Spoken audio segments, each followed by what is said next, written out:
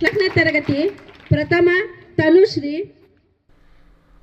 ತಾಲೂಕಿನ ಸೋಮೇನಹಳ್ಳಿ ಸರ್ಕಾರಿ ಮಾದರಿ ಹಿರಿಯ ಪ್ರಾಥಮಿಕ ಪಿಎಂ ಶ್ರೀ ಶಾಲೆಯಲ್ಲಿ ಶನಿವಾರ ಶಾಲಾ ಆವರಣದ ಸುಸಜ್ಜಿತ ವೇದಿಕೆಯಲ್ಲಿ ಪೋಷಕರ ಶಿಕ್ಷಕರ ಮಹಾಸಭೆಯನ್ನು ಆಯೋಜಿಸಲಾಯಿತು.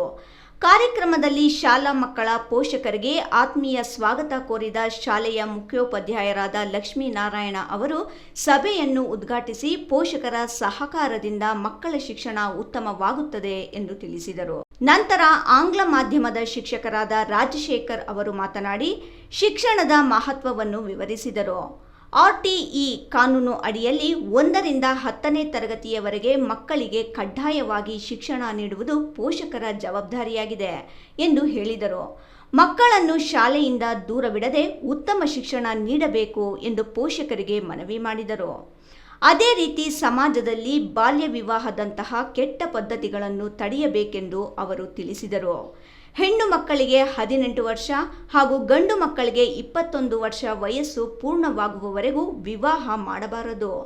ಚಿಕ್ಕ ಮಕ್ಕಳನ್ನು ಜೀತ ಪದ್ಧತಿ ಅಥವಾ ಬೇರೆ ಯಾವುದೇ ಕೆಲಸಗಳಲ್ಲಿ ತೊಡಗಿಸುವುದು ಕಾನೂನು ಬಾಹಿರವಾಗಿದ್ದು ಎಲ್ಲರೂ ಈ ವಿಷಯದಲ್ಲಿ ಜಾಗರೂಕರಾಗಿರಬೇಕು ಎಂದು ತಿಳಿಸಿದರು. ಶಾಲಾ ಸಮಿತಿ ಅಧ್ಯಕ್ಷರಾದ ಕೆಟಿ ನಾರಾಯಣಸ್ವಾಮಿ ಮಾತನಾಡಿ, ಶಾಲಾ ಶಿಕ್ಷಣದಲ್ಲಿ ಹೆಣ್ಣು ಮಕ್ಕಳು ಹೆಚ್ಚಿನ ಸಂಖ್ಯೆಯಲ್ಲಿ ವಿದ್ಯಾಭ್ಯಾಸ ಮಾಡುವುದು ಸಮಾಜದ ಅಭಿವೃದ್ಧಿಗೆ ಸಹಾಯಕವಾಗುತ್ತದೆ.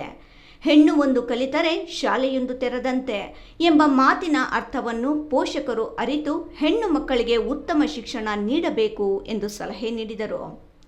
ಕಾರ್ಯಕ್ರಮದಲ್ಲಿ LKGಯಿಂದ 8ನೇ ತರಗತಿಯವರೆಗೆ ವಿವಿಧ ತರಗತಿಗಳಲ್ಲಿ ಅತ್ಯುತ್ತಮ ಅಂಕ ಪಡೆದ ವಿದ್ಯಾರ್ಥಿಗಳು ಹಾಗೂ ವಿವಿಧ ಸ್ಪರ್ಧೆಗಳಲ್ಲಿ ವಿಜೇತರಾದ ಮಕ್ಕಳಿಗೆ ಅವರ ಪೋಷಕರ ಕೈಯಿಂದಲೇ ಬಹುಮಾನಗಳನ್ನು ವಿತರಿಸಲಾಯಿತು.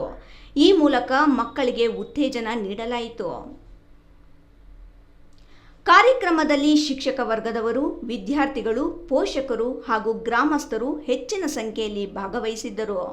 ಕೊನೆಯಲ್ಲಿ ವಂದನಾರ್ಪಣೆಯೊಂದಿಗೆ ಕಾರ್ಯಕ್ರಮವನ್ನು ಸಮಾಪ್ತಿಗೊಳಿಸಲಾಯಿತು. ಮಹೇಶ್, ರಾಯಲ್ಸ್ ಕನ್ನಡ, ಗುಡಿಬಂಡೆ.